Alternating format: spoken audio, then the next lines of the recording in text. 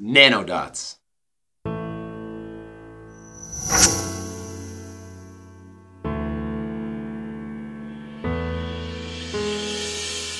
We first saw it from a Hungarian mathematician on the internet, and he is a mathematical genius, and he combined his knowledge of geometry and math with the spherical magnet and showed the world what you can do when you combine them two together to build some amazing shapes, things that are mathematically sound but usually don't have a physical form. And he proved to the world that you can combine these to build something you can hold in your hand and change, and the two were essentially seamless.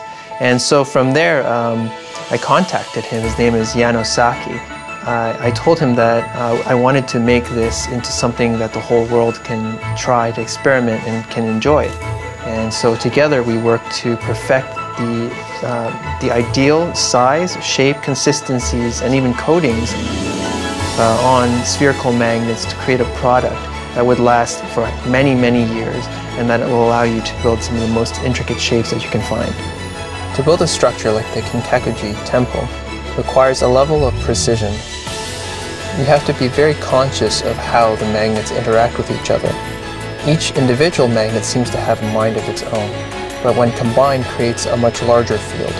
Especially when putting multiple parts and components together, you need to be very aware of where they align, where they attract, and where they repel.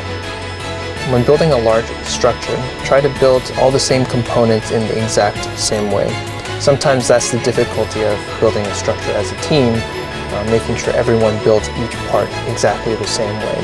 That way you can be sure that each of the components has the correct polarity, so when you put it together, it assembles in the same way every time.